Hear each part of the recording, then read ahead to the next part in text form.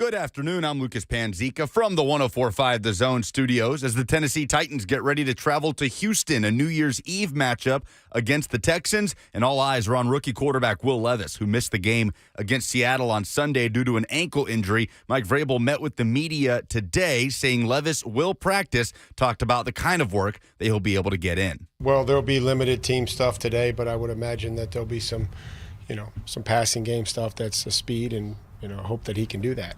Meanwhile, C.J. Stroud practicing in Houston today as he remains in concussion protocol. The rookie quarterback for the Texans has missed each of the last two games. This morning, news reported by On3 Sports that Tennessee will start freshman quarterback Nico Iamaleava in the Citrus Bowl against Iowa on New Year's Day. Joe Milton will be opting out as he put out a statement on his social media team saying goodbye to Tennessee fans earlier this morning. Tonight at Bridgestone Arena, the Nashville Predators hosting the Carolina Hurricanes. Puck drop is set for 7 p.m. For all your foundation repair and waterproofing needs, visit USSTN.com. Breaking news at once on your home for the Titans and Vols. This is 104.5 The Zone.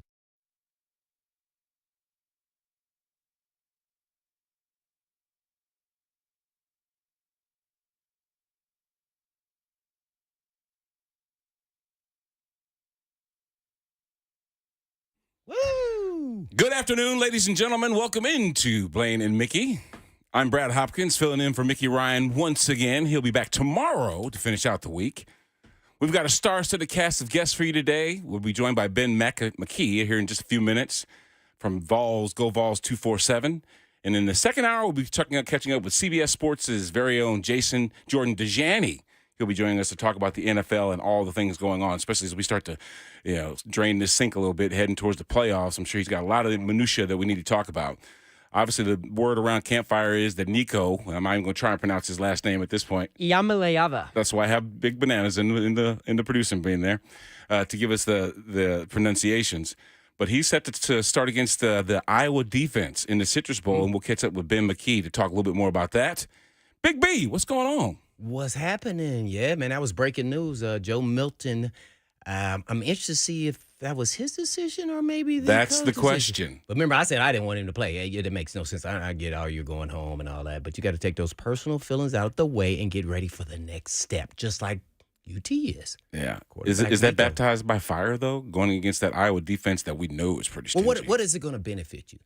So you got all the negatives. You could get injured. You could play poorly, or you could also play well. Lights out. But is that going to help you in your draft prospect? As a draft, you need to continue to work on being. Oh, you're talking about for Joe? For Joe Milton, I'm sorry. Okay. Yeah, Nico. Yeah, this is great for him. And so I wonder if the coaches went to him and said, you know what, we love what you've done for us, but we're gonna start Nico. So they kind of maybe push that decision. I don't know. That's a question I want to ask Ben McKee, because there's some players because he should have done it sooner. Why did he wait till now? Are they already down there in Orlando? Yes, they are See, down that's there. what I'm getting And at. Joe Milton is actually with the team. See? Yeah, he went to high school down there, so why not? But is that where he's training for the NFL? And that's where he's going to be training, too. So. Is it? I don't know where he's training at. Yeah. I just, but he flew down with the team is what I'm getting at, and he practiced all week before. So why didn't you make this decision sooner if it was your decision? If you're getting recommendations from your agent. Oh, I like that. If you're getting recommendations from your agent, see, these are the tea leaves you must read. Why did he wait so long? Yeah, but I think that it was more of a coaching decision. Of course, we'll find out what the real skinny is in just a few minutes. But if you think about it, do you have that autonomy to say, you know what, this close to the Citrus Bowl actually kicking off, I think I'm going to go ahead and step away. You put the team in a pickle that way. I think it was the coaching decision to do that. I agree, because it wouldn't have taken this long. Exactly. Yeah, that'll be interesting. But this kid's supposed to be ushering in a new era. I'm saying new era. Hendon Hooker kind of got things going. Yeah. Obviously, Joe Milton is not a comparable a replacement, so to speak, in that, Hendon did a lot of good things, had the number one offense in the country at some point last year, and Nico's supposed to resemble more of that effort than the one that we saw last year. So we'll see exactly what kind of shoes he's going to be stepping into. A lot of expectations. Oh, man. But just imagine if he throws for 300 yards. They're going to be hollering Heisman candidate. God. Heisman candidate. I'm already. Yeah, you know it's coming. I mean, then the expectation's going to skyrocket. It's a top 5 defense. It's a perfect test to see where we're at. It's a game that matters, but doesn't really matter. I mean, it always matters. Listen, Joseph, I'm glad you brought that up. I get what you're saying, but it always matters. There's two sides of the coin there. The one that Blaine's talking about, throwing for 300 yards, and all of a sudden we're crowning him the Heisman Trophy candidate, or he can go out there and get throttled. Right, you know what I'm saying? And if he does, it's a good learning experience. Right, because right. It's something he didn't get at all in 2023. He played in some garbage time against some, but he didn't play when he needed to play, in my opinion, in 2023. I know we've talked about this plenty, but I think this is the right decision, throwing him in there, letting him get a start before you go into 2024, so you know what you need to work on in the offseason. So you're not going in the offseason blind. You actually have a game film against a really good opponent who can challenge the young 5-star. Yeah, I'm going to tell you what, though. They got a back end that's pretty serious, and they know how to get off the field on third down. That Iowa defense does. Now, I get it there on a neutral site down in Orlando. Weather won't be an issue. I played in the Citrus Bowl. It was actually pretty cool. It was one of the more memorable. We played Florida. Illinois played who? Florida. Oh, what was the score? Yeah, I think Emmitt Smith. You seem to forget? No, I didn't forget. Listen, Emmitt Smith scored a touchdown, his first handoff. You played against Emmitt Smith? Yes. Oh, man, I thought he was already in the league. No. He was a senior. I was so a you freshman. must have been a youngster. I was a freshman.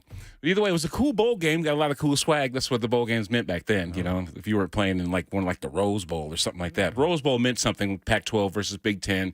Usually the two stellar programs. But now the Rose Bowl is taking a kind of a back seat to the rest of the playoff bowl series, but which is cool. You know, because the college football playoffs are what determine the national champion, and now those bowls that we used to just watch as bowl games.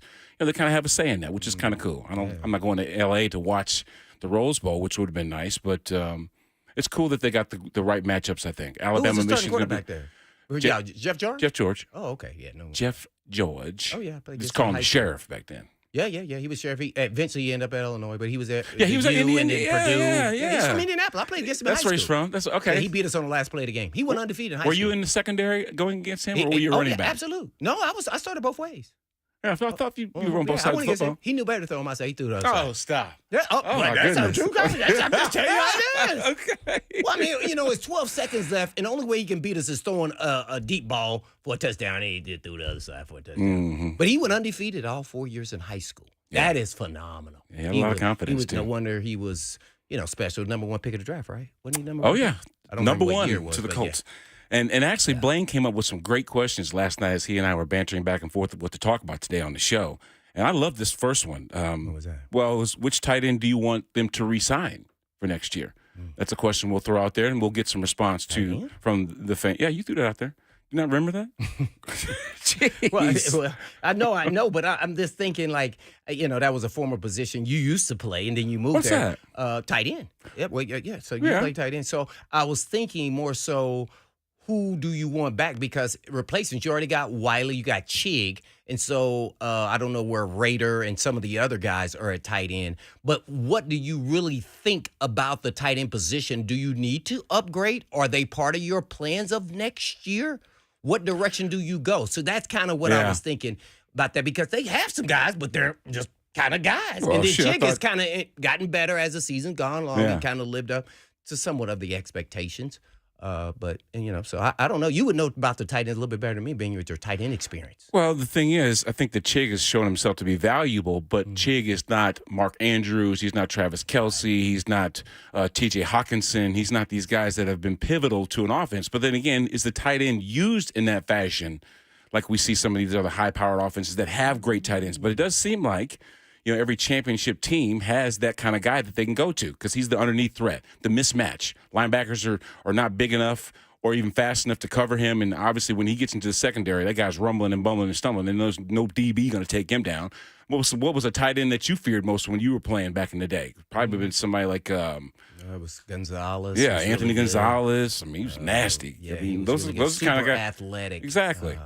So but if you opened it up to looking at the team as a whole as to who you would want to re-sign from this year's roster, that's up, of course.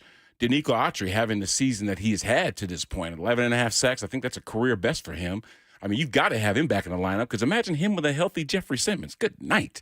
That could be a formidable defense, to say the least, up front.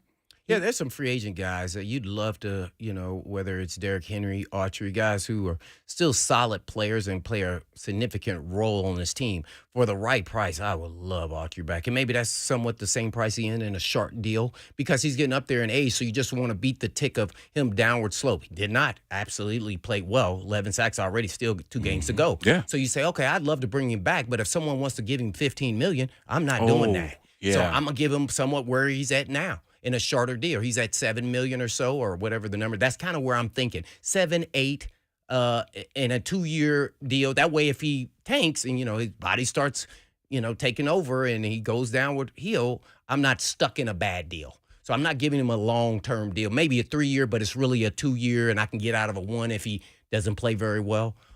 So that's kind of how I would approach him being a veteran player, but he plays a significant role in this defense. But you just never know because sometimes people say, nope, he come to our team, we give him 12, and then he'll start for us for 3 years and do well. And he may do well, Yeah. It's just I don't know if I That's the plight of the general money. manager and head coach, though, keeping guys like that, especially when you They know are that he's vital. he's actually put a price tag for himself for the year that he's had this year. There's probably somebody out there that could use a good pressure package, and they looked at the year that he had with the Titans, and they're like, hey, you know what? That guy would fit in nicely here, and the Titans aren't going to pay him anything, so we might as well go ahead and. I'd love to keep him though. Yeah, I would too. I would too. He's a really good player. I love the signing when they got him. He's continued to do well. What's up, Bananas? I've got 2 guys who are going to free agent that I'd like to get your opinions on, and they're both wide receivers. 1, Chris Moore, and 2, Nick Westbrook-Akine. I thought Nick Westbrook-Akine had shown up in spurts. Let's just say that. But he's never been the feature. He has stepped up in situations where they've doubled DeAndre or taken or Traylon wasn't in the lineup or something like that, and he's got some good catches.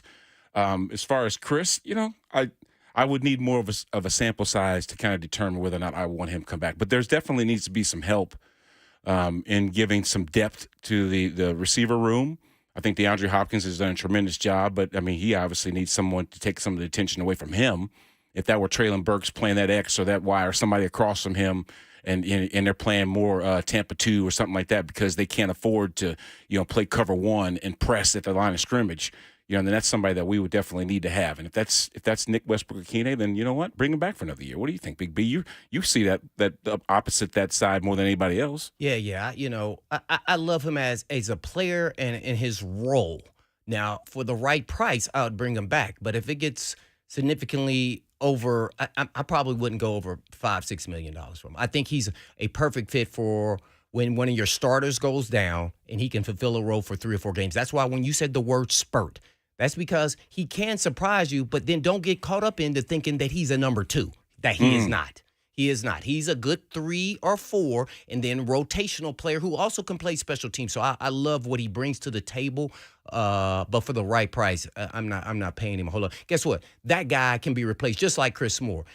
What do you think Dow was right now? To me, he can actually turn into NWI. To me, he's a year ahead of time, by the way, from where NWI was in his first year. And I think he could take a big step. I think he can play in that role to a certain extent.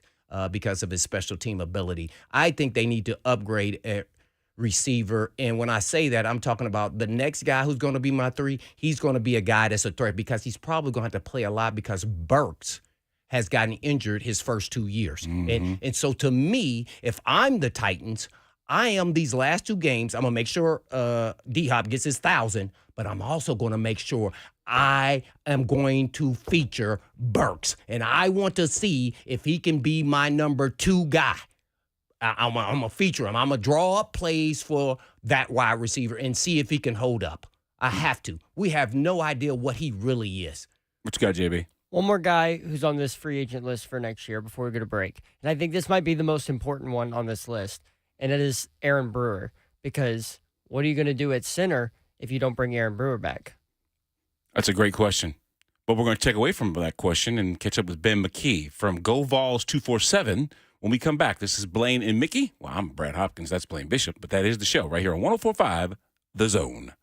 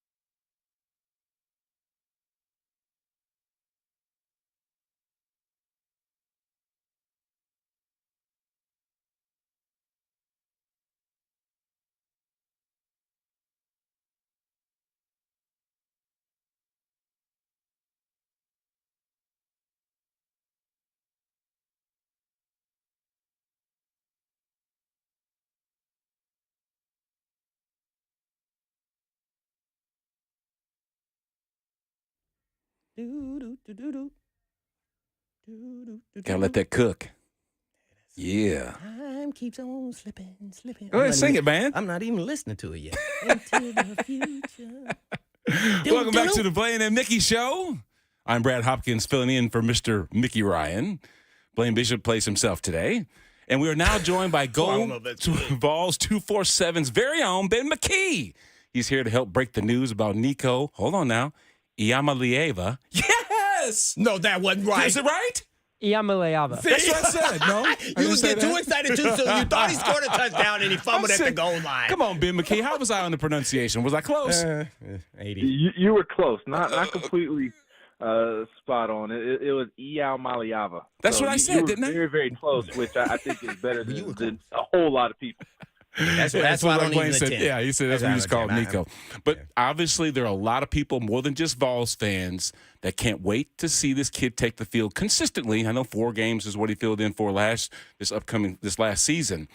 But what about the decision to start him this weekend? Where did it come from? Blaine and I were bantering that back and forth here before the show started. Where did that decision to start Nico come from? Well, from my understanding, it comes from Joe Milton. And Joe Milton not wanting to, or I shouldn't say not wanting to, because I'm sure if he didn't have a lot on the line, I'm sure he would love to play in the football game. But contrary to popular belief, he is a quarterback prospect for the 2024 NFL draft. And sure, he's not going to be a first-round pick or second-round pick. I don't know if he'll be a third-round pick. Maybe he'll have a great draft process and skyrocket up the boards. We obviously know he has the natural talent, the natural arm strength, and he is pretty charismatic, so I'm sure he will impress in his interviews. But he is going to be a draft pick. It's just a matter of when and probably a late-round draft pick. So playing against one of the best defenses in the entire country in Iowa behind a patchwork offensive line, because the injury bug has really bitten Tennessee's offensive line. There's going to be I saw some people on Twitter saying they can't wait to see Nico behind the first-team offensive line, and technically it will be the first-team offensive line, but also it technically won't be because half of the first-team offensive line is going to be out with an injury. So I think going up against one of the best defenses in the country behind a patchwork offensive line that may struggle in this football game, it could lead to an injury or a poor performance that hurts your draft stock. So I know a lot of people hate the college football day and age that we live in, but that's part of it nowadays. And from a pure business decision, I think Joe decided he did not want to play in this football game. So Joe Milton made the decision for Tennessee by opting out of this game, and then Nico was QB2 all season long, and now it's his turn to run the show. Word around the campfire is that Nico's running of this offense will resemble more of what Hendon Hooker did when the Vols were, at least at one point, the number one offense in college football. What do you think ushering in a new era would look like with Nico at center? And what kind of stock should we put in his performance against Iowa? Should we not get ahead of ourselves, good or bad? No way. Well, I do think that is a pretty loaded question. I just talked about the offensive line and it being banged up right now. So I think it's kind of a yes and a no to your question. Yes, I do think you could take away quite a bit if he comes out and performs well against, again, one of the best defenses in the country behind an offensive line that's really banged up right now. I think that would be very telling in terms of projecting him to next season and what he's going to be able to do as a redshirt freshman in 2024. But also, on the other hand, if he comes out and if he's struggling because he doesn't have time to throw the football and just they can't establish the running game, again, not only is Tennessee's offensive line banged up right now, but they're going to be without Jalen Wright as well, who I think was Tennessee's best football player this season. He opted out, and he's declared for the NFL draft. And Dylan Sampson, very serviceable.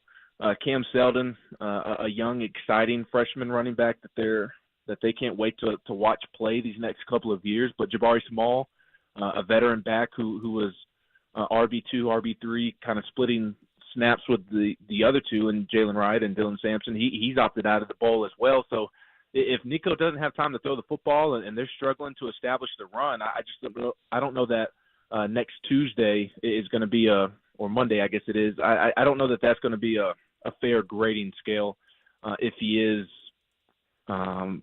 struggling in the game because, again, the O-line that's banged up is struggling to protect or, as you two know, it's hard to really get into any rhythm on offense when you can't establish the run and are one-dimensional. So if those lead to his struggles, then okay, then let's not overreact. Now, if he's throwing it into triple coverage left and right and making poor decisions over and over and over, then okay, maybe it's fair to react at that point. But I think you're probably going to see a mix of both. I think you're going to see some struggles because of the situation up front, but I also think you're going to see some plays that really get you excited for next season. Yeah, no doubt about it. We're on with Ben McKee, who covers the Vols for 247 Sports. I guess you talked about Nico, but what was your initial reaction when all that came out about Nico's going to play? Joe Milton is now going on to the NFL and preparing for the NFL draft. Because I'm curious, when you reacted, did you think, okay, why did Joe Milton take so long to make his decision? Yeah, I do think it's a little weird, if I'm being completely honest.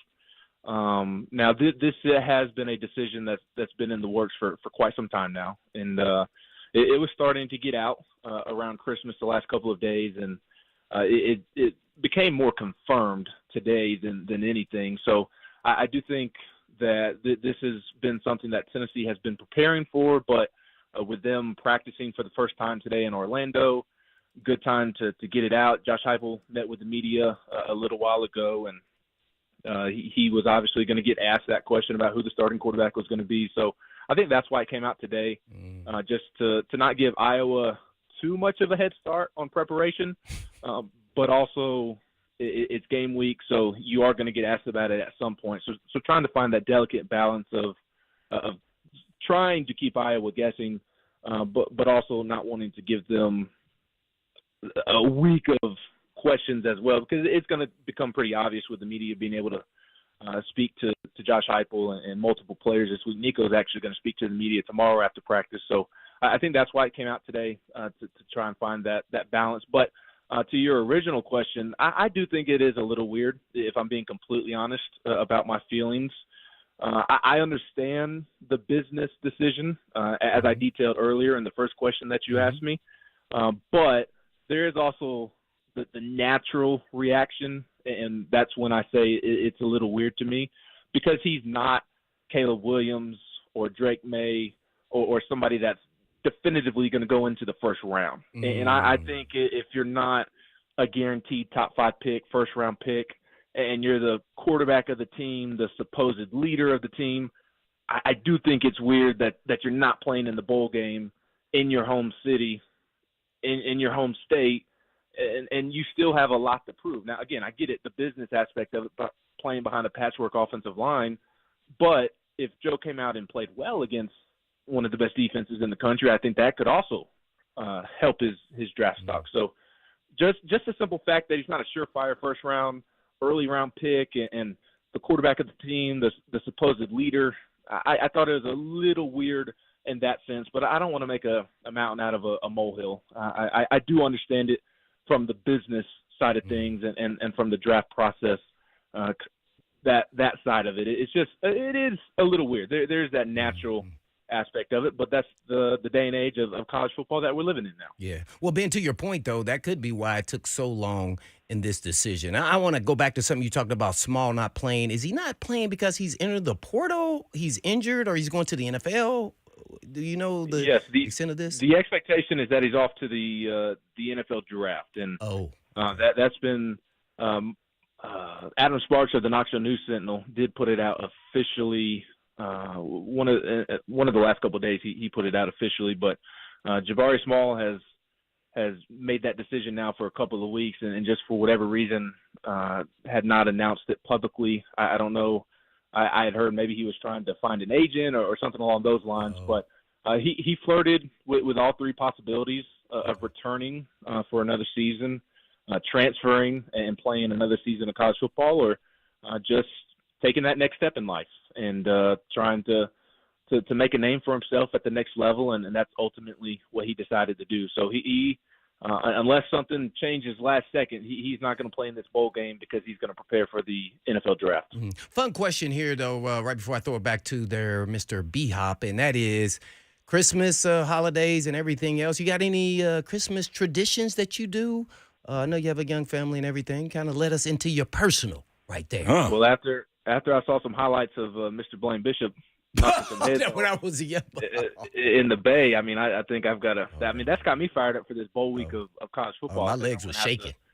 To watch some Hitman highlights every Christmas to get me fired up for bowl season. But no, my dad always did steaks. I always grilled steaks every Christmas, and that was kind of our family tradition. And that's one these last couple of years as I've gotten my family going. That's something that I like to do as well. Have a nice steak on Christmas Day. That's my biggest tradition. I like watching Christmas Vacation on Christmas Eve every year. My favorite Christmas movie. I love me some good eggnog. So those are some simplistic ones. Christmas Story I watched 3 times on Christmas Day, back to back to back. It's worth it. It's a great Christmas movie. Awesome movie. Anyway, Go Vols 247. Very own Ben McKee joins us here on the show, and it's no coincidence, in my opinion, Ben, that Josh Heupel and Rick Barnes had their programs at least performing at a high level. I was just reading right now where the basketball team is at least number 6 on the AP poll, and this is for the first time in a long time. And, of course, the early National Signing Day showed that the Vols can recruit. They're in the top 15 as far as, like, recruiting classes. I saw where they had Innsworth's very own Ethan Utley, who's supposed to be in 2025, maybe a commitment to the Vols there. Yeah, how equipped are the Vols, first off, to nailing down Tennessee and keeping the top talent in the state, do you think, Ben? Well, that's a huge priority. Josh Heupel talks about that every chance that he gets. And I do think that we as media members or fans can maybe get caught up on recruiting in state. Yes, that's important. Not trying to say that it's not. But to me, as a fan of pro sports or a college team, like, I don't care where the players come from. I don't care if they're from overseas. I don't care if they're from Alaska, Hawaii. Like, just bring me all the good football players, basketball players, baseball players, whatever. Just put them on my team. And I think coaches who don't necessarily have ties to Tennessee don't come in with the mindset of, oh, we have to lock down the state. Obviously, that's nice, and the big-time talents in the state you want to keep in the state.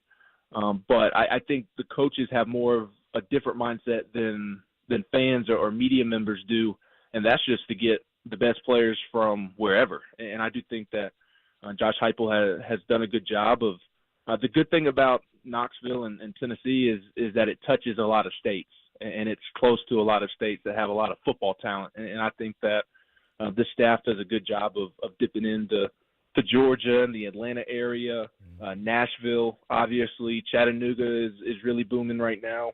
The Carolinas, Alabama, Mississippi, Louisiana, they do a good job of really dipping into a lot of different states.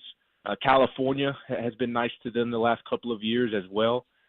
So I do think that should be the priority rather than – and I know that sounds really simplistic, but, like, there have been coaches in the past at Tennessee who have wanted the 4-star offensive tackle, 5-star offensive tackle in the state of Tennessee for perception. And your offensive line coach doesn't think he's that good, but you want him because he's got the high ranking. And you don't want the negative perception of not getting that 4-star, 5-star in-state offensive lineman. And I think that's when things can go wrong for you. But, again, I'm not trying to discount the state of Tennessee, Nashville, Chattanooga, as you guys know. It's really booming and really developing into the premium high school football landscapes. And there's a lot of talent in Nashville. There's a lot of talent in Chattanooga. This upcoming cycle, I mean, George McIntyre over there at Brentwood Academy, he is target number 1. One of the best quarterbacks in the country, one of the best players in the country, and they have gone all in on him for the last year and a half or so. And he's a big target in this state.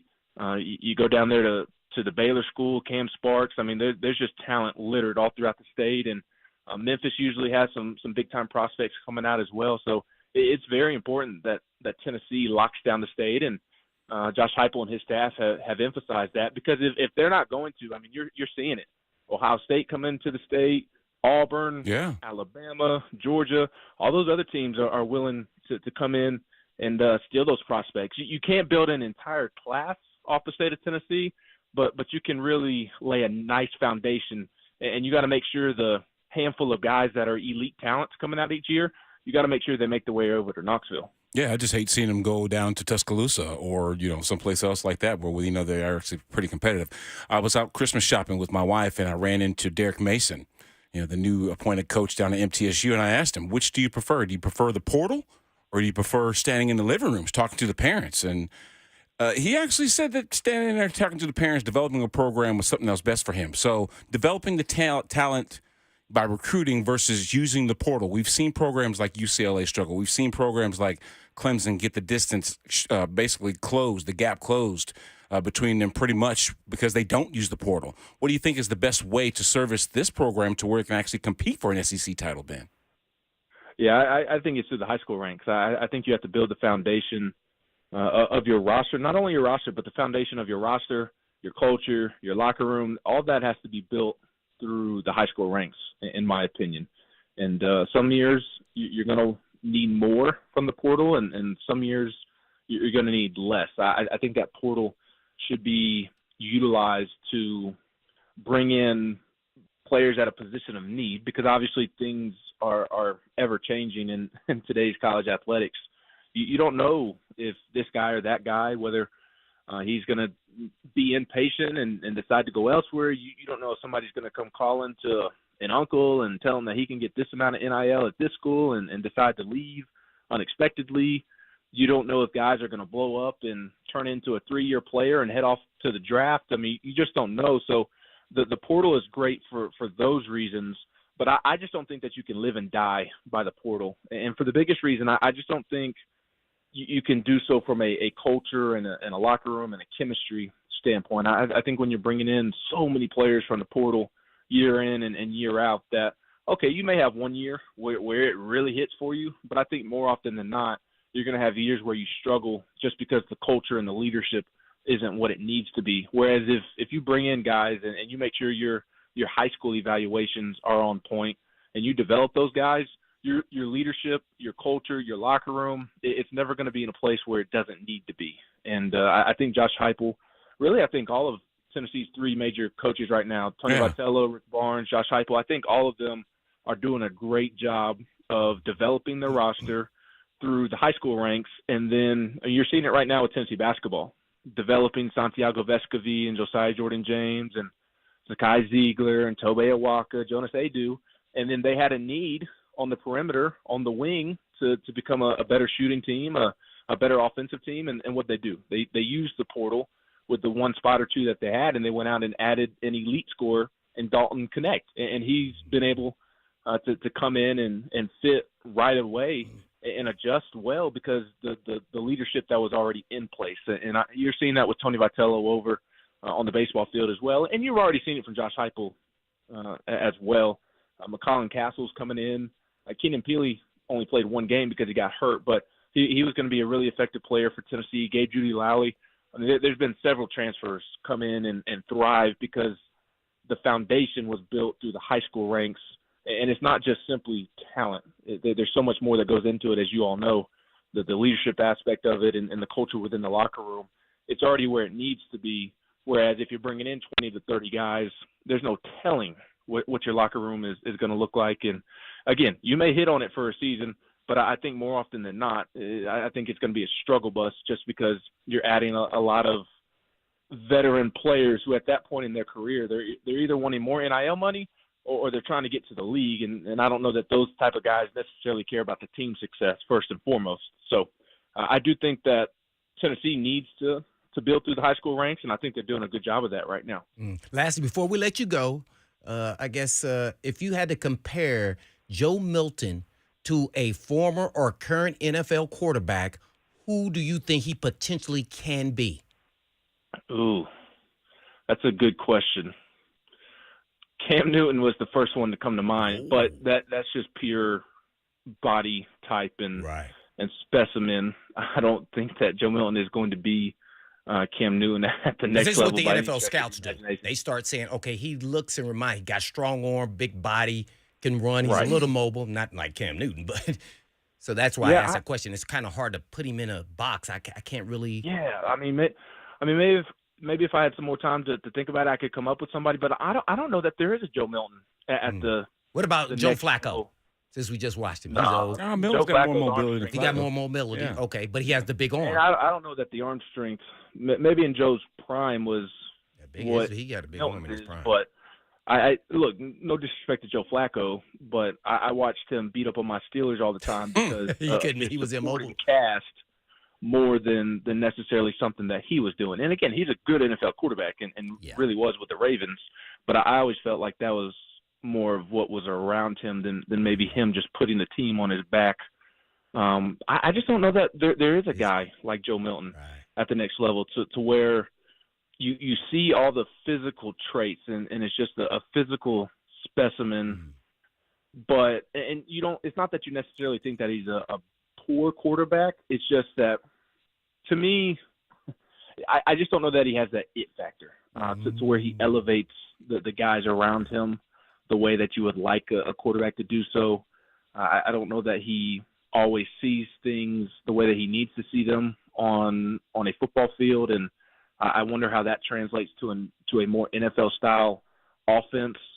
So I mean, maybe like a Cardale Jones from a couple of years ago coming out to where he had all the arm strength in the world, but the it factor and the leadership and the IQ just maybe wasn't exactly what it needed to be, and that held him back more than his physical traits.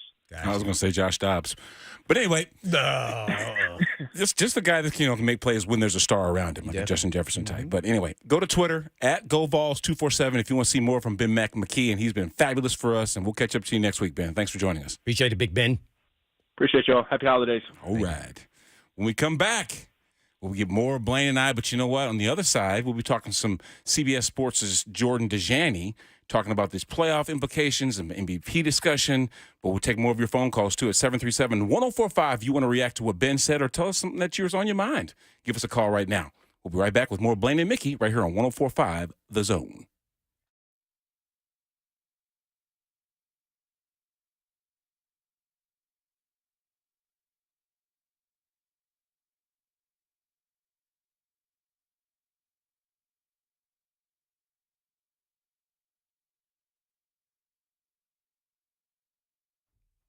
Stinky, stinky, stinky. Is that what it was like the last time you were at an auto repair shop? Smelly, greasy old rags laying around all over the place. A countertop that you would not dare touch. Another thing that stinks is repair shops that keep your car forever, and they're not being honest. And they don't call you back when they say they will. Or was that your last experience at a vehicle repair shop? Well, hey, it's Blaine Bishop to tell you about Eurofix. Eurofix takes the stink out of European auto repair. And at Eurofix, you get a free 15-minute no-wrench inspection with an estimate at every visit, no high-pressure sales tactics. And at Eurofix, you get a 3-year nationwide warranty and a free loaner car with every repair appointment and never pay dealer pricing.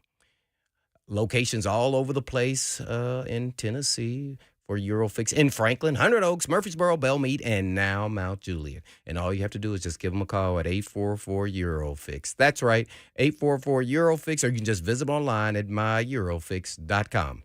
That's myEurofix.com. But always tell Blaine, such a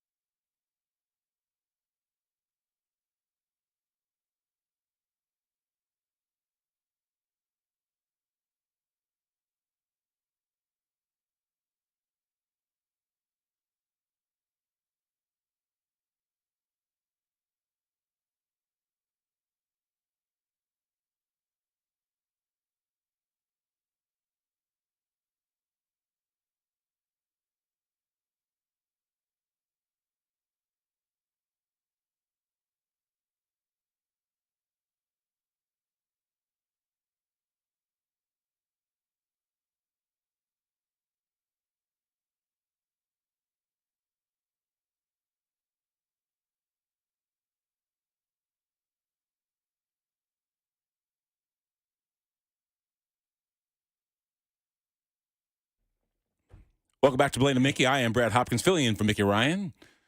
Blaine and I were just kind of bantering back and forth after we heard the news that Rashaan Evans was released and then subsequently arrested on a possession charge. How do you label somebody a bust? You know, I said Isaiah Wilson. His face is actually in Wikipedia where it says bust for a player. He's right there next to him, you know. And then, but Blaine actually brought a little more complication to that actual question of what labels someone a bust. Because a player was a first-round pick, you know, does that necessarily, if it didn't work out for him and the team that picked him first, does that make you a bust? But then again, I feel that if you show value to where someone would want to bring you into their roster, maybe you make a difference or not. Obviously, the guy was released, so there was some sort of disconnect there. But what labels somebody a bust? I don't know, Blaine. What do you think?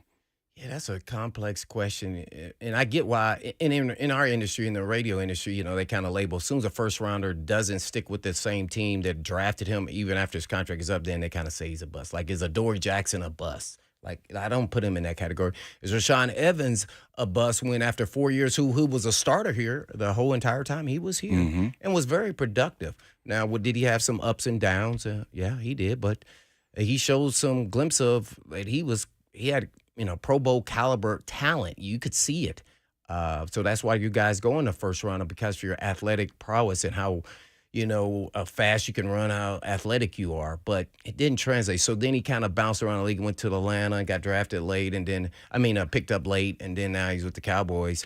So, man, this is a tough one, man. I'm going to put him on a teeter-totter of bust, because it being that he went to Alabama, that is another factor to me, and then they just produce big-time linebackers and defensive guys. I mean, all the positions really at Alabama, but yeah, I'm thoroughly disappointed that he hasn't been a solid starter in the National Football League, because he definitely has that ability. So, was Chase Warmack a bust? Yes. Man, you didn't even think about that. Yeah. Well, because I've had that discussion before. He went 10 at guard, and I remember I had him on the air, and I asked him what the difference was between the NFL and pro players. He says the defensive tackles are as quick as running backs.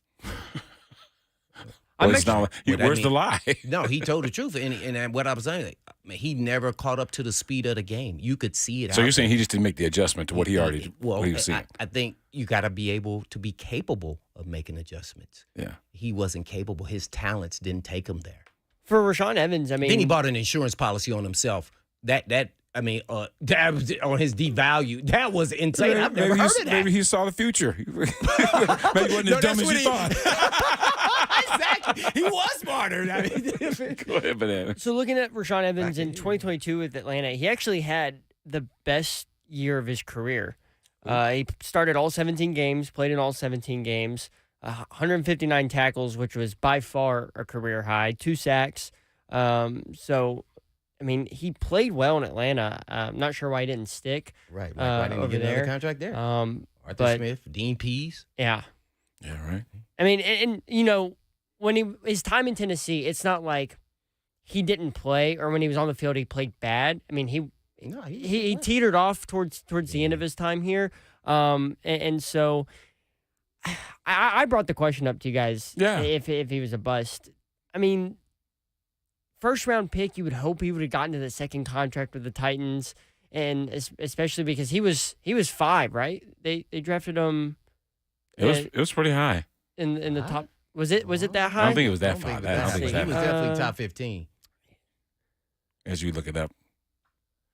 I just think the term is used loosely, you know, after he didn't stick with his team. He's 22nd. Okay. He was not 5. I'm probably yeah. thinking of the Corey Davis here. Yeah, but you know, the funny thing is, Blaine had another question, and maybe we get to it in the second hour, which is, you know, would you rather be a first-round pick or a seventh-round pick? Because what if the numbers were the exact same as they are for Rashaan Evans, but he was taken 5th in the draft versus 5th round in the draft versus the 22nd pick of the draft. You know, I just think that the expectation then kind of puts maybe sometimes unrealistic expectation of your performance and where you are. You know, maybe that lack of pressure, maybe the more pressure, maybe the money involved in the picks that we're talking about make a difference. Maybe we'll get into that conversation. But we do have another question we're going to throw up there, and you can get on this question too at 737-1045, which is, you know, this hasn't been the kind of season that Titans fans would have wanted to have, but it did produce some memories.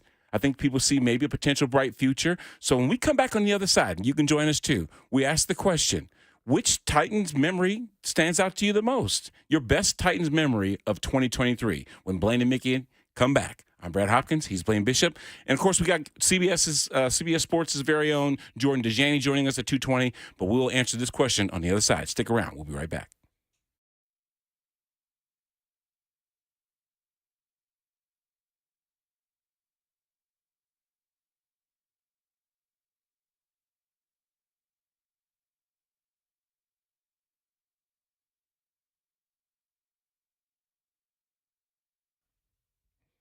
While you've been patiently preparing for cooler overnight temps, your home's heating system may need some prep of its own. That's where my friends at Cool Ray can come in. They're hard at work preparing thousands of Tennessee residents for the cool down with a $49 furnace tune-up. So think your furnace tune-up like maintenance on your vehicle. We all know what can go wrong if you neglect that, right? And if this is the year you finally need to fully replace your home's heating and cooling system, Cool Ray is armed and ready for same-day or next-day installation, available on brand-new Tempstar home comfort systems. Plus, they boost a 10-year parts and labor warranty on the new unit. And with the holidays now here and have arrived, remember some important holiday tips for your friends at Cool Ray. Like, don't put a live or artificial tree near a heating vent to keep your family and home safe during the holidays. So schedule your $49 tune-up or any other heating, cooling, plumbing, or electrical related by visiting coolray.com. No phone call, no wait, no worries. You pick the date and time that works for you. That's coolray.com.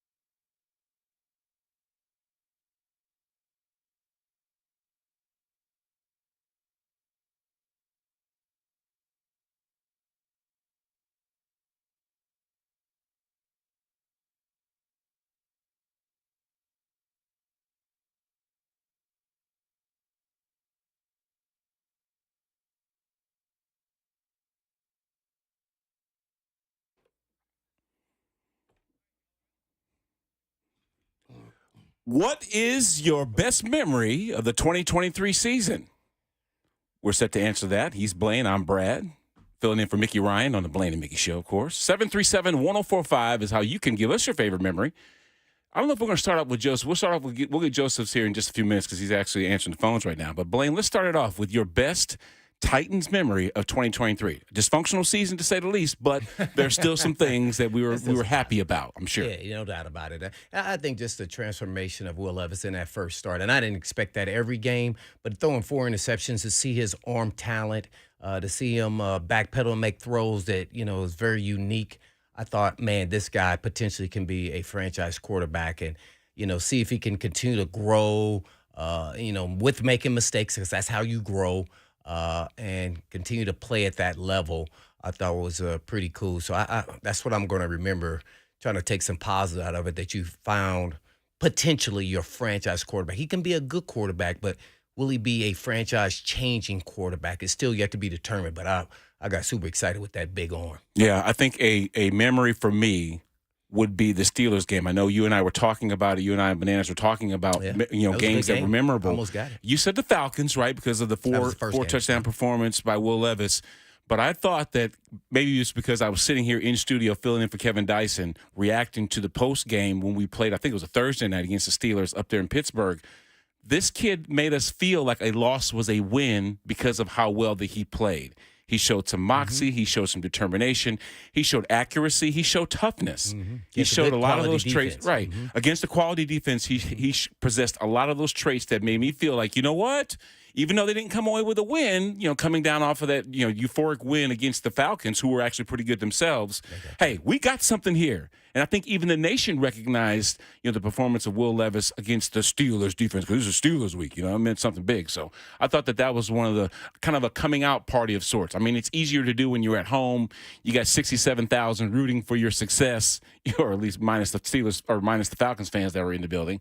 But needless to say, I thought that him going on the road and doing what he did kind of showed me that this is something that the Titans can build with. But then that's what you got. Yeah, mine's probably the most obvious one. It just is the first thing that comes to my head, probably to a lot of Titans fans' heads too, and that is the Monday Night Miracle versus the Dolphins.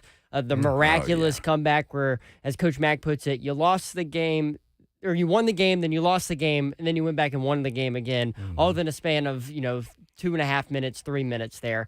And what that showed me in that game was, one, that this team still fights, and despite everything that's gone wrong for them this season, they're still fighting out there. 2, it showed me what Will Levis has, because he had some bad plays in that game. The fumble, the pick six.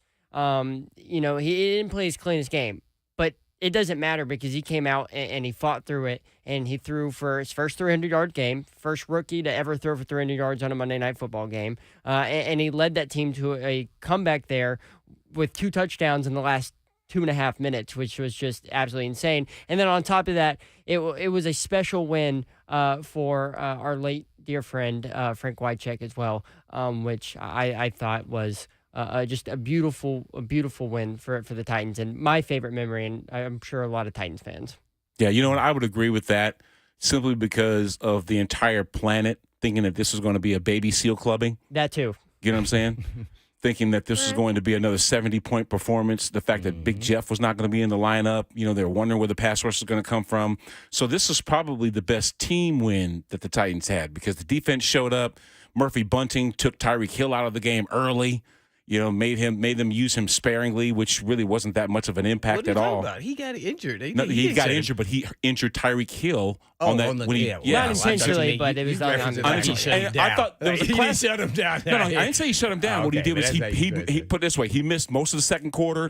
Wasn't used unless it was a third down situation, whatever else. So he wasn't in the lineup like he should have been when he got horse collared. And that's what it was. They didn't call it. I thought it was interesting too. You mentioned the fact that Murphy Bunting got hurt. Who went over and tapped him on the butt, hoping that he was well-wished him? Tyreek Hill. Oh, yeah. It was unintentional. He was back in the lineup and went over there and was like, hey, you'll get better, whatever else. But that was probably one of the more monumental moments for the Titans, just given the fact that there were so many odds stacked against them going down to Miami, all the things that Miami had going for them. The spread was 14 points or something like that, which in an NFL football game is almost unheard of. But regardless, I think that was something to make mention of. Well, I thought Banana's point on that Dolphins game, I thought the defensive game plan was fantastic. Tua was confused. He was holding on to the ball, taking sacks. So I thought their game plan going in there that helped. And then they were forced to, which I was super excited that they were forced to because they don't want to do it on their own, and let Levis loose. And that's because they had to in the second half and let him throw the ball around and do him instead of trying to protect him and keep him from turning the ball over because they got behind because of his turnovers. Yeah. They had to let him loose. So I think that's why he had a really good game there. That is a memorable game. But I always remember the first. I'm sure we all remember our first start as players, and whether it was good or bad, and then how you improved and continue to grow. And that's what you want to see out of Levis, and continues to grow. You just wonder, should he play this week, even if he's at 80%? Let's just give that number out there. He is scheduled to practice. Right, he is scheduled. That's what I'm saying. And how much he's going to be limited, I'm sure. But how much comfort would you have in of him being 80% and he plays, or 80% you shouldn't play him? What do you think? Well, I think that remember now that he ain't not McNair. Right. Well, the thing is, he stays in the pocket, so mobility is not something that I would say would hinder him because of the ankle. It's not like he's looking to escape the pocket and get yards with his legs. As long as he feels comfortable enough and doesn't hurt himself by taking, ill-advised sacks and getting hit like that and stuff that would actually make the injury worse, then I would say just go ahead and put him in there because those lumps are learning for him at this point because he's a rookie. You know what I mean? But I don't know if he gets a healthy dose of the reps in practice this week and he looks pretty good, is relatively mobile, can move around in the pocket to extend the play versus trying to get those rush yards. I would say put him in the pocket, but. Hey, we're going to go to the phones right now. It's 737-1045. Gordon in the Borough, you hold on a second because your question doesn't necessarily pertain to the Nashville's best memories, but Bruce's does, and we'll bring him in now. Bruce, welcome on to the Blaine and Mickey Show. What's going on? What's on your mind? How's it going, guys? I just wanted to – I was actually in Mexico lamenting that the Titans were getting beat by the Finns, and my favorite memory was when I believe it was on fourth down, and an overthrown ball to the side, right beyond the sticks, and Derrick Henry high-pointed that ball and made a spectacular catch. I've never seen him make a catch like that before. So that's my best memory. Nice, Bruce. I like that one. That actually was a great memory. It was a great play by Derrick Henry also, extending the drive, right? I think that was huge, giving them some momentum, but I thought that was a great example of the ebbs and flows of that game. There were times where we saw the Titans I think it was 3-3 at half or something like that. The Titans were leading actually. They were up 10-7. I believe. Low scoring affair, but it wasn't out of proportion of sorts like it could have been, or like maybe even should have been. Because remember the pundits were saying on that the next day the reaction was that was more on the Dolphins losing that game than it was the Titans putting together a performance that was worth winning in that ball game. And I thought it was a little bit of both because the Dolphins did enough to shoot themselves in the foot, especially when they took the lead on a couple of turnovers that the Titans gave. But then you got to give credit to the Titans for being gritty and sticking around and making it a ball game and ultimately winning it on the road, which is a big deal. So anyway, hey, guess what, Blaine?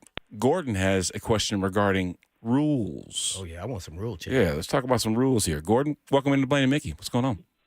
Hi. I will say that if you want to call a favorite memory would be just when Will Levis threw the 4 touchdowns in the game, just showing the potential that could be there. So I'll call that my favorite moment. Yeah, that was mine too. But I was going to say I have a question again regarding the quarterback. Once he starts running, he's in the back passing. He breaks loose, he decides to start running. And before anybody tackles him, he slides forward feet first to give himself up.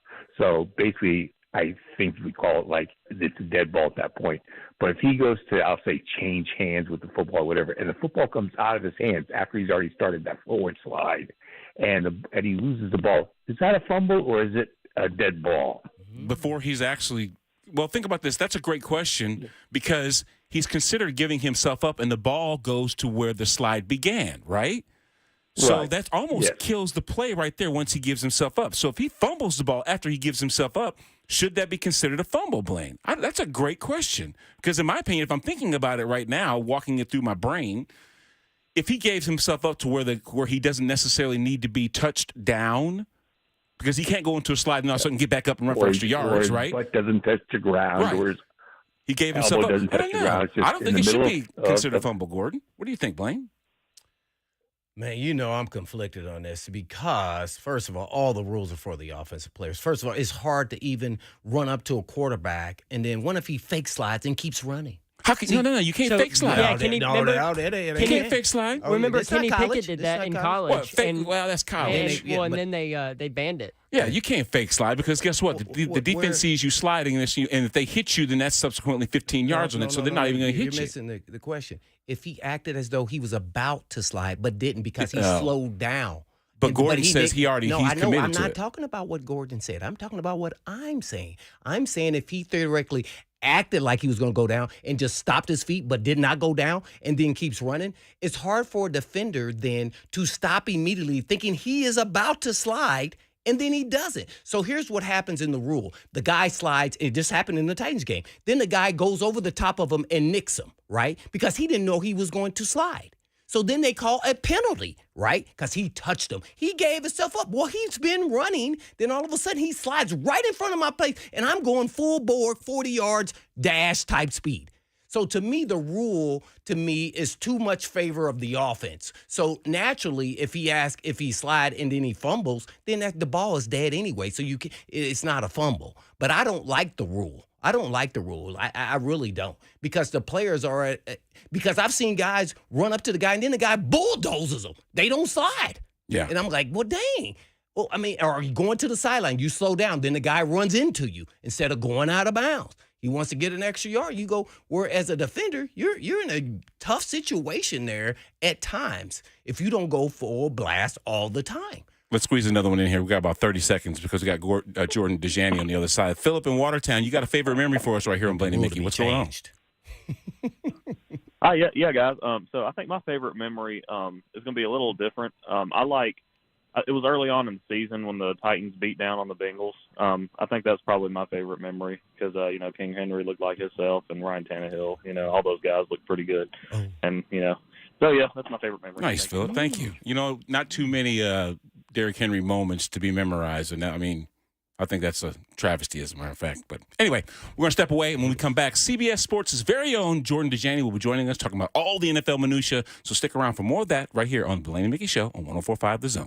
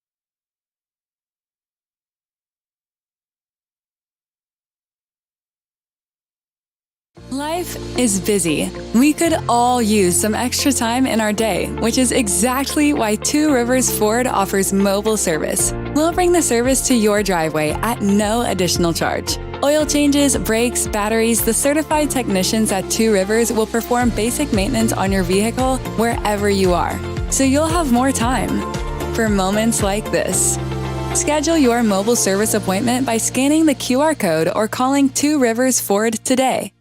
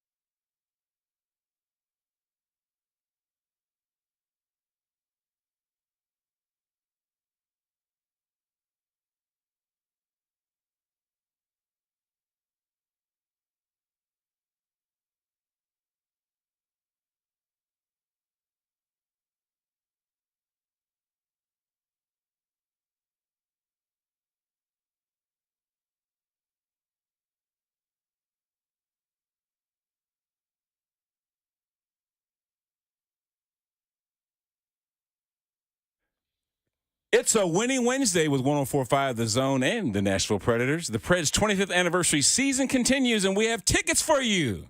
To see them, of course, Smashville, thanks to 104.5 The Zone's ticket window, sponsored by Window Nation. Be caller number 5 now to win 2 tickets to see the Preds take on the Chicago Blackhawks with that phenom. What's that dude's name, Joseph? Connor Bedard. 18 years old, Blaine. On Tuesday night, man, January 2nd at Bridgestone Arena, 737-1045. You want to win those tickets? Get on now. And it's now time to switch our gears to the NFL with Jordan Dajani. He's from CBS Sports, and he joins us now on the Blaine and McKee Show. Jordan, what's going on, man? How are you? What's going on, guys? Am I caller number 5? Did I win the tickets? Do you want to go see the Blackhawks and the Preds? Sounds like a lot of fun. Doesn't yeah, it, man? Especially, I mean, the Preds could use some little young phenom like that, too. I think it'd be awesome. But the question I would have for you off the rip, man, is, listen, does Joe Flacco deserve to have some comeback player of the year kind of consideration, just for the fact that, you know, it seems like the 3rd or 4th different lineup that we've seen under center for the Cleveland Browns, yet we see them now with that terrific defense being poised to play even maybe the Baltimore Ravens, ironically, in the playoffs, man. What do you think about Joe Flacco's performance to this point, Jordan? Yeah, he's been incredible. He's been incredible. I think it's one of the stories of the 2023 NFL season. And this past Sunday against the Houston Texans was certainly eye-opening in my opinion. I mean, Joe Flacco threw for 368 yards, 3 touchdowns, 2 interceptions, and one of those interceptions came at halftime, and one of the others was just a shot downfield on one-on-one coverage. So maybe just one interception truly. But look what he did with Amari Cooper, man. 11 receptions, 265 yards, 2 scores. Joe Flacco, he became the second quarterback in Browns franchise history to record 3 straight 300-yard passing games. And he's the first Browns quarterback to ever throw for 300 yards in 3 straight wins. So statistically, he's already one of the better Browns quarterbacks in franchise history, which is kind of funny to say. Now, in terms of him being a comeback player of the year candidate, I think he's absolutely deserving. It's kind of tough because you look at the situation with Damar Hamlin. I mean, we talk about a safety who literally died on the field and was brought back to life due to medical personnel. And he was able to return this season, get cleared for football activities, and play. That's pretty incredible in and of itself. So if you look at the odds in Vegas, Damar Hamlin's a heavy favorite at minus 350, but right behind him is Mr. Joe Flacco at plus 400. Yeah, I think the NFL has their version of that, too. I'm not going to say Matthew Stafford was comeback player of the year candidate, but when you look at how the Browns and, of course, the Rams started the season, I think most people were pouring dirt over their graves when this thing started. But now both of these teams have shaped up to be above 500. Not only that, they could possibly, find their way into the wild card round into playoffs. So give us your thoughts about Matthew Stafford, the Rams, and how they kind of resurrected their season as they head where are they headed to? I think New York. No, New York is actually a New Year's Eve game. But either way, give us your thoughts about the Rams, Jordan. Yeah, I think the Rams were kind of an afterthought heading into this season, right? They had so many players that were injured in 2022, and a lot of people seemed like they were counting them out before the year. But they've been very impressive. I think they've been pretty inconsistent on the defensive side of the ball. I think overall that's probably the unit that maybe held them back just a little bit. But you look at what they're doing offensively. I go back to a couple weeks ago when the Rams took their talents to the Baltimore Ravens in the rain on the road, and they dropped 31 points on them. They ended up losing in overtime thanks to a punt return touchdown. But Matthew Stafford threw for 3 touchdowns. Kyron Williams, who has emerged into one of the best running backs in the NFL, ran for 114 yards. Cooper Kupp, 115 yards. Puka Nacua had 84 yards. I think Matthew Stafford continues to be one of the most underrated quarterbacks in the National Football League. And that's a big reason why the Rams are in playoff contention. But here's where it gets really interesting is because the Rams, their work is not done for them just yet. They're sitting at 8-7, I believe. That's the number 6 seed in the NFC. Looking at their remaining schedule, they play the Giants this week on New Year's Eve, but then in the regular season finale, they play the 49ers. And in that regular season finale, I'm imagining that the 49ers are not going to be resting their starters because they're going to be battling for that number 1 seed with the Philadelphia Eagles. So that's going to be a must-win game for the Rams in the regular season finale. And if they lose that game, they could lose or be on the wrong end of a tiebreaker against a team maybe like the Green Bay Packers, who wins out for their remaining schedule. So the Rams, I think, are one of the more underrated teams in the NFL, but man, their work is not done just yet. Well, I'm the NFL writer for CBS Sports, Jordan Dajani, and I have to start off with this, man. Russell Wilson, my third cousin here, is getting benched because they don't want to pay him his $37 million. So what do you think is going to happen with this whole situation? He is no longer going to be a Bronco unless forced into it as a backup because it ignites a whole nother part of his contract. Give us the details on how this came about. Yeah, great question. This is probably one of the stories of the day. Russell Wilson is headed to the bench in favor of Jarrett Stidham. Now, is this benching because of his play, or is it just the injury guarantees involved? Well, it's both, and you can't convince me otherwise. I mean, this is clearly a benching in an effort to preserve the possibility of a divorce this offseason. There's no doubt about that. If Russell Wilson suffers a significant injury that would prohibit him from passing a physical in March, then he'd be owed $37 million guaranteed in 2025 that actually vests in March of 2024. So there's a big reason for his being sent to the bench. But, I mean, let's talk about Russell's on-field performance. Box score watchers, they'll defend him. But I don't think Sean Payton is very comfortable with Russell Wilson. Sean Payton's play calling has been very weird, to say the least. And I really do question his confidence in Russell Wilson. It's been check down when it comes to Denver's offense. And I'm also speculating that Jarrett Stidham is someone that Sean Payton may like. He may have more confidence in game planning for this quarterback. We're going to find out this weekend. But remember what Jarrett Stidham did last year for the Raiders when Derek Carr was sent to the bench for what was basically the same injury guarantee scenario. He faced off against Brock Purdy and the 49ers, and Stidham threw for 3 touchdowns, 365 yards, and a 3-point loss. So maybe he's a quarterback that's capable of sparking this offense, which is exactly what Sean Payton is looking for. Man, he's looking for a spark, but man, has Mr. Pierce there been the spark for the Raiders as a head coach? Is he going to get an opportunity to be the head coach there, you think? Oh man, let's talk about this. Let's talk about the Raiders defense for a second. I think this is a storyline we're giving no attention to. Go back a few weeks, right? This Raiders defense held the Dolphins out of the end zone entirely in the second half of what was a very close game. They held the Vikings to 3 total points scored a few weeks ago. They had a hand in that historic blowout of the Chargers with 2 defensive touchdowns, and they scored 2 more defensive touchdowns against the Chiefs in Kansas City on Christmas as double-digit underdogs. The Chiefs scored just 14 points in that game. Antonio Pierce has this unit motivated, right? They're playing with the swagger and the confidence that teams crave at this point in the season. Now, to answer your question, if he's going to have a legitimate shot to be the long-term solution for the Raiders, I think he absolutely does have a chance. But, man, I'm always so curious what goes into tabbing these interim head coaches, right? When you fire your head coach, are you always choosing an interim that's going to have the best chance to really secure that job long-term? It seemed like the Raiders didn't really do that with Rich Bisaccia, despite his success. Remember, he actually took Vegas to the playoffs a couple years ago after John Gruden was fired.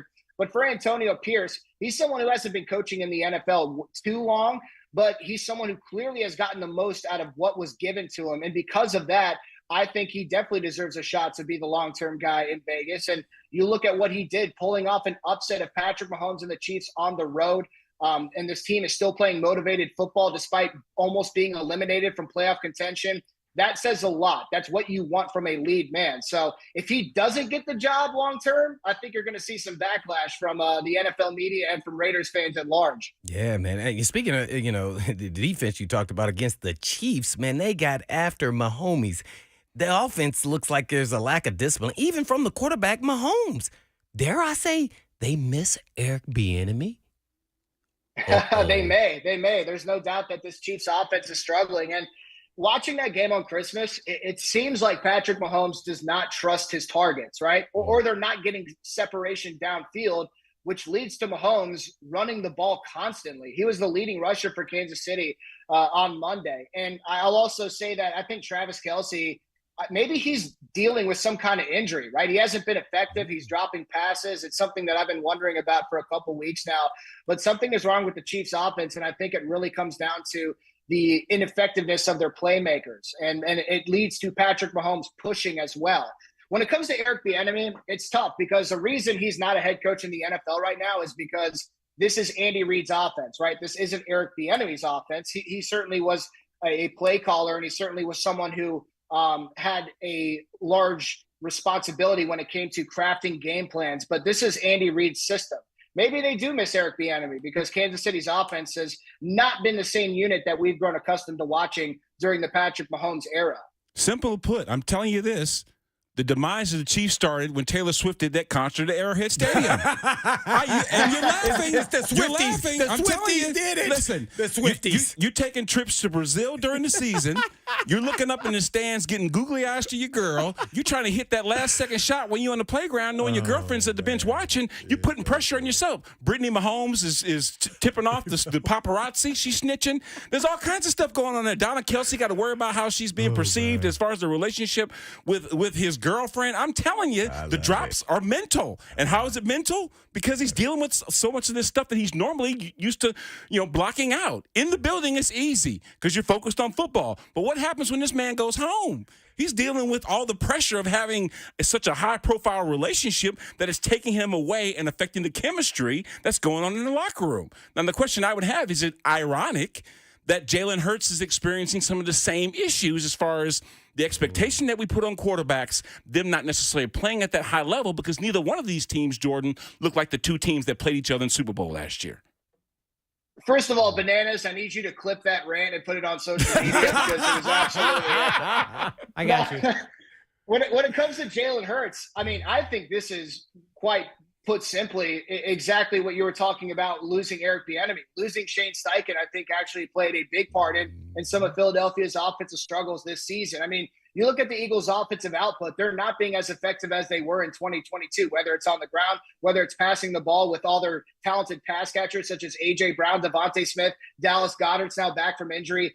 Philadelphia has really struggled to be consistent on offense. And even when things go wrong for them, such as we saw against the New York Giants and they have their home fans booing them, it looks like they're always looking around for a spark, right? Their heads are held down. They're waiting on something to happen for the offense to get back on track, which is why people are not viewing the Eagles as, legitimate Super Bowl contenders compared to where they were last year. I look at the Eagles and I point to them and say, man, I really do think that they're missing Shane Steichen. Now on to Chicago, who apparently at this point holds the first pick of the draft. They had the held the first pick of the draft when they drafted Justin Fields a couple of years ago.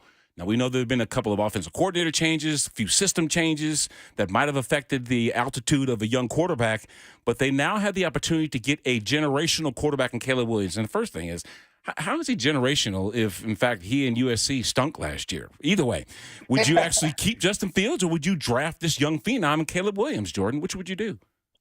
Well, I'm just glad I don't have to make this decision for the franchise because I really do genuinely think it's a tough one, especially when you factor in trying to imagine what some of the offers will be for that number 1 overall pick. Like, if you wanted to sell that pick to the highest bidder this year, you're going to have no problem in doing so. I think Caleb Williams is looked at as someone, or even Drake May is looked at as a prospect that solidified number 1 overall pick compared to someone like Bryce Young or CJ Stroud back in 2022.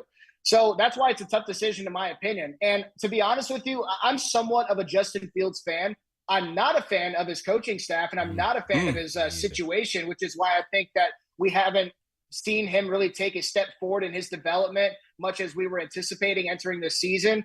It wouldn't shock me if the Bears ended up selling that draft pick and sticking with Justin Fields. But if I had to make the call, even as a Justin Fields fan, I think I'm going to opt in taking either Caleb Williams or Drake May atop the draft board.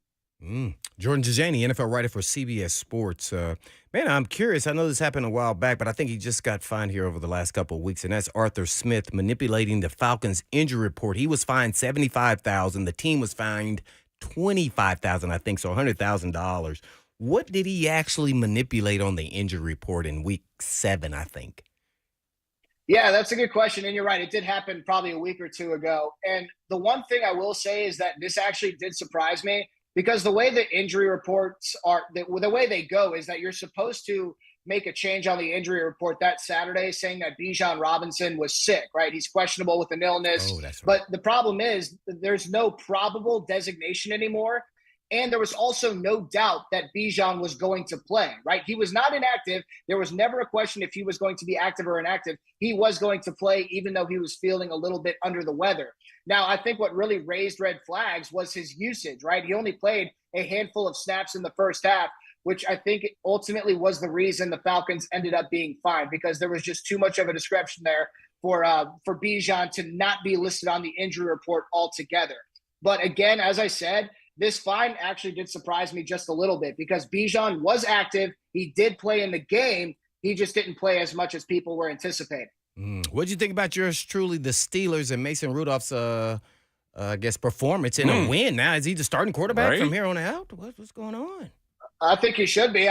What we saw Mike Tomlin say earlier this week was that they're going to review Kenny Pickett's mobility and how he's feeling at the end of the week before they come to a conclusion. But this is a huge decision, because the Steelers at 8-7 are still in the playoff running. And you look at what Mason Rudolph did. He had 290 yards, 2 touchdowns. The first Steelers quarterback to throw for 250 yards and 2 touchdowns since Ben Roethlisberger did so back in 2021. Mason Rudolph finally unlocked George Pickens, who had clearly drawn the ire of the Steelers faithful as of late. He had 195 yards, 2 touchdowns on just 4 receptions. Mason Rudolph sparked this offense. This was the first double-digit victory for the Steelers this season. So why not ride the hot hand, especially if Kenny Pickett is someone who's going to be questionable to go with that ankle injury, which he had surgery to correct. I'm going to ride Mason Rudolph right now. But to answer your question, man, that was a pretty surprising game. I guess that Jake Browning fever dream finally came to an end for Cincinnati. I don't know if that was Mason Rudolph or ticked off George Pickens from everybody getting on this book. Because think about that. You just said 195 yards on 4 plays. 2 of those, I think, were like 50 or 60 yards in completions. That's half the yards right there. Anyway, I want you to get your thoughts, Jordan, on the AFC South with all these young rookie quarterbacks that are set to be franchise players. Which would you put more stock in 2024? Anthony Richardson in Indianapolis. Of course, Trevor Lawrence is the elder spokesperson, even though he's only been in the league for a few years. Of course, C.J. Stroud down in Houston, and our very own Will Levis. Yeah, good question. I'm pretty sold on Trevor Lawrence as the future. This year's been kind of tough for him because he's been banged up everywhere, right? He's injured his lower body, his mid body, his head. He's really struggling to finish out the year. But in terms of him being a franchise quarterback, I definitely have trust in him. Anthony Richardson is probably the one guy I have more questions about. He was an explosive playmaker during his limited action, but he failed to protect himself, which is interesting because his greatest strength was him as a runner, right? Him scrambling, him being physical, taking hits. He was someone who really needed to learn how to slide and not take those hits, because it ended up ending his rookie season prematurely. So he's kind of the one I have question marks about. I'd rather take C.J. Stroud at this point over Anthony Richardson. I think given what C.J. Stroud did this entire season, I'm going to take him over Will Levis as well. But what I like about Will Levis is he clearly has that arm talent that's necessary for special quarterbacks at this level, not just good quarterbacks. I'm talking about special quarterbacks in the National Football League. He's someone who had to struggle behind a terrible offensive line, behind questionable play calling, with one wide receiver in DeAndre Hopkins for the majority of the season. Titans fans should be feeling optimistic about what they got in a prospective franchise quarterback in Will Levis. And you brought it up, man. This AFC South, it's going to be so fun to watch this young core of these 4 teams really develop over the next few years, because it could be a competitive division for years to come. That's nice. Good stuff, Jordan Dajani. We look forward to catching up with you next week, and have a great, happy holiday. Mm-hmm. Anytime, guys. Appreciate you. Happy holidays. Merry Christmas. Can't wait to do it again next week. Awesome. Okay, Thanks, Jordan. See you later. Mm-hmm. Hey, Blaine, me and you've been called out, bro. What happened? This is the quote. Burks was a number 1 draft pick 2 years ago. We need to see if he's able to be a number 1 OG. Forget about all the number 2 stuff. Being a first rounder comes with a different expectation. Being drafted so high. This guy says the radio's made you and I soft. No. You know who said that? I don't care who said Mr. Monday Night. Oh, I said the same thing. I don't know what he's talking about. I said they need to find out if the guy can play. They don't even target him. They don't run plays for him. So how can you figure out what he is exactly what I said. Yeah. And, maybe I give him slack because D-Hop's on the team. That's why he's not going to be number 1. I know, that's right. And we'll take more of your phone calls for the final segment. And also, stick around. We'll give you a little bit of insight on how to maybe win some Music City Bowl tickets. That'll be coming up here on the next segment of the Blaine and McKee Show. 737-1045 is how you can join us. We'll be right back.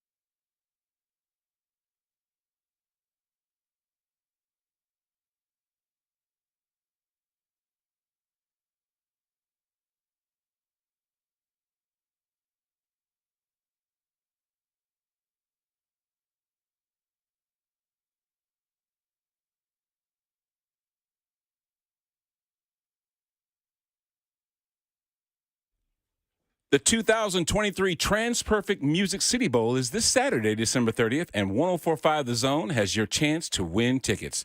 Right now, be caller number 5 to win your chance to win a family 4-pack of tickets to see Auburn take on Maryland at Nissan Stadium. 737-1045 is how you can be caller number 5. And you know what? While you guys are trying to win those tickets, we're going to jump back on the phone lines and catch up with Larry in Dixon, because I think, Blaine, you sparked something that he wanted to talk about when we talk about rules changes and fumbling and sliding and all this other stuff, which makes sense. I get it. It's a discussion. Larry, welcome into the show, man. You're on with Blaine and Brad. What's going on? Blaine and I usually see head-to-head on this, but suppose this, Blaine. I'm not a fan of the rule either. And honestly, I believe if the quarterback's within 5 yards of a rushing defender, it should be a penalty on the quarterback for sliding late. Okay. I really do, and I think they should get a penalty if they dive, because this supposedly does the same thing. But if you dive, you're putting yourself in peril. However, the fumble thing, I think they should have to survive the ground with a football. Receivers have to go through so much to prove it's a reception, make their moves, catch the ball. I think if a quarterback goes down untouched and loses the ball, even though he is technically down where he starts to slide, I think he should have to survive the ground with the football. Yeah, well, me and B have agreed on that. Ruled a fumble. Yeah. Right. No, to your point, though, this is why I think there's a little bit difference. You already are in control of the football when you're running the football and you're sliding, not trying to gain it when you're receiver to control when it's thrown to you. That's the difference. Yeah. And I understand that. But if all your job is to slide down and hold on to the football, I think you should have to do both. And I think I never thought about that, though, Larry. The fact that if you're uncontacted, you slide and you fumble the football, what the hell are you doing? Fumble the ball. Well, he's saying through the end of the ground. Yeah, I mean, seriously, though. That's just like a regular fumble. If you hit the ground and you fumble, it's usually not. Well, the ground can't cause a fumble, right? Right. That's why I say that. I just saw, though, in the game last week where someone went down, they dove forward, they were not contacted, and it was a fumble. It was picked up and returned by the opposing team. Right, because he dove forward. He dove forward, so the ball is still live, and the ground can't. Right, that's why. Diving forward, you still got to be contacted by the defense to be down. Yeah. But you're not allowed to contact the sliding quarterback. That's why I believe that. Right. Well, if he dives head first, you can. If you head first, then that's diving and sliding are two totally different things. Yeah. Thanks for the call, Larry. That was good. Yeah. Let's go. Let's go to Dylan in Antioch. Dylan, welcome on. You're with Blaine and Brad. What's going on? Hey, how's it going? Hey, Brad, you're great on the radio. Appreciate you, sir. Thank you. So the Traylon Burks thing, and this may be taboo to bring up, but I listened to the other radio station. Derek Mason says exactly the same thing y'all are saying. What's up with Traylon Burks? Why aren't they targeting him? Like, what? Like, he should be part of the game plan. And, like, you guys played the game, and you guys are saying exactly the same thing. Like, what is going on with Traylon Burks? I mean, do they need to get him involved, like, earlier and often, or, like, more? You know what I mean? Like, I agree. It's just frustrating. Anyways, I'll hang up and I'll listen. Thank you. Thanks, Dylan. Do you think? Let me ask you this, Blaine. Do you think it's more of the chemistry that Will has with DeAndre Hopkins that doesn't allow him to get to the second or third progression? Now, I get it. Traylon Burks shouldn't be in that second or third progression. Maybe he should be first. But when you have D-Hop on the field, this is D-Hop, for goodness sake. Well, that's why I said I need to prove that he's at least a number 2. At least. You want him to be more because of where he was drafted and everything else, and you understand that being a first rounder yourself. But with where he's at coming off an injury, I just want to see if he can be a consistent player now that he is available for them to now game plan and give him some targets and get him involved in the game plan. Because basically, we're not seeing what he really can be.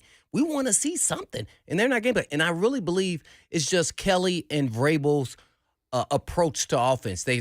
We're a team, and we're going to work through our offense, and if you get the ball a lot more then that's the way it goes. I mean, they don't do that for D-Hop. He is definitely, Will Levis is going to B-Hop, and sometimes too much. And then as soon as you saw Tannehill, didn't throw to him but 4 times, only completed 2 balls. Is there availability an issue, though? I mean, sometimes he's sick. Sometimes I know. That's why I'm saying we need to figure that out with these what he's been available for, let's say, 5 games. I'm including these next 2.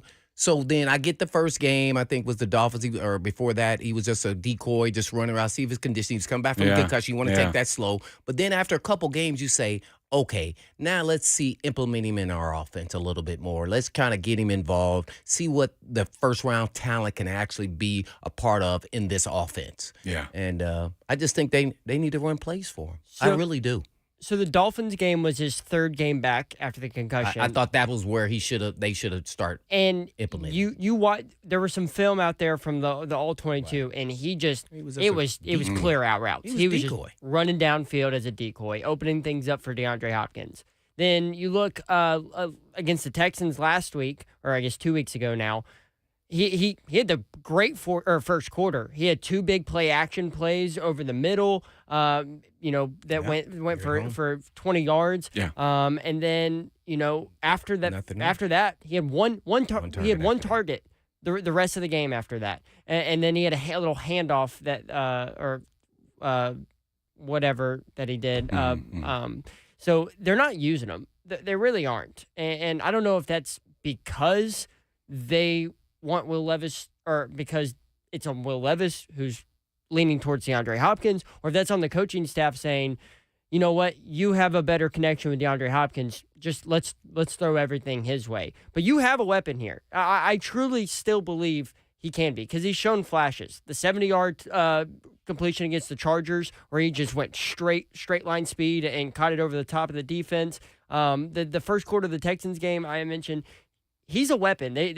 I just feel like they don't use him. Yeah, the only thing is, if the shoe were on the other foot, and let's just say Traylon were getting the most of the attempts, and DeAndre Hopkins wasn't getting the attempts, the question would be asked, just like it was this week. Only 4 attempts to D-Hop? I mean, what was that? What gives with that? Because of the established player that DeAndre Hopkins already is. Now, if Traylon Burks were making good on all those attempts to him, like he's having massive completions and he was getting big yards after that, I don't think anybody would care. But at this point, just like Blaine said, we don't know who Traylon Burks actually is, because we haven't seen a sample size large enough to say that he deserves to have more attention than DeAndre Hopkins. Let's finish up here with Kenny the mailman. He joins the show. Kenny, what's going on? You're on with Blaine and Brad. How are you, brother? Fellas, I am so thankful to get to ask y'all this, because I've read about it, but it's totally different being able to ask someone that was actually there.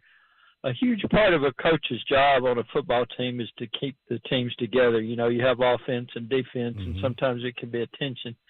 But there was a defensive coordinator that relished in causing it. He caused it at Chicago, caused it at Philly, and caused it with the Oilers, named Buddy Ryan. What in the world was behind that, and can y'all talk about that in depth, because y'all lived it? Hey, great to talk to y'all. I'll listen off there. I'm glad he brought this question up. I mean, you explain from your side. No, I want to hear yours, sir. He's your coach. Well, let's start here. The organization hired him on their own without the head coach's wishes, Jack Pardee. So that's where it starts. So when Buddy comes in, he'd be like, I'm the head coach of the defense. Basically. Right. And that's where it all started. So then there were times in practice, like, hey, we sacked the quarterback multiple times. Naturally, we didn't touch Warren Moon as a rookie. And then he just started telling us to take it in. I mean, there was a handful of times we didn't even finish practice. He's like, defense is done today. It's over. And I was a little confused myself being a rookie, in that was the only year he coached me. Jack Pardee saying, don't hit the receivers, and Buddy Ryan telling me to knock them out, or I'm going to go back to where I came from. No, that's not what he said. Yeah, but I'm going to go back to the projects. Mm-hmm. Yeah, he's going to send me back home. So from my perspective. So I tell you little secrets, but then you don't tell me nothing. So you didn't give us nothing. So listen. Why would you think it over there? So I watched Buddy Ryan on Reggie White's 30 for 30, the Minister of Defense. Well, we want to go a lot of love between Buddy Ryan. As a matter of fact, I was watching that. I was telling my wife, that dude's a jerk. Complete jerk. He didn't even know your name. Your name was everybody by their jersey number. No, it was 72 beep hole. That's what you were. I mean on defense. Anybody. Yeah, anybody. No, and the fact that me the whole time. The fact that he would take a swipe at Kevin Gilbride during a game, it just kind of shows you what kind of person he was. So God rest his soul. I didn't like the man. Yeah. I didn't like his coaching style. I thought he was selfish in some instances, and that caused the divide between a lot of them. But guess what? We won 11 straight games, and we got to the divisional round of the playoffs, and it didn't matter at that point. But was he a team guy? No, it was about him. He took Buddy Ball down to Arizona, was supposed to be changing the whole temperature down there, and eventually things caught up to him. Even Reggie himself said, hey, look, I don't necessarily agree with what the man does, but I love him as a person, whatever. So I just didn't like the dude. Right. Anyway. Well, for me, whether you like somebody or not, you have to approach it as he's my coach, and I'm going to find a way to work with him. That's how I approached it, and that's how I approach all my coaches.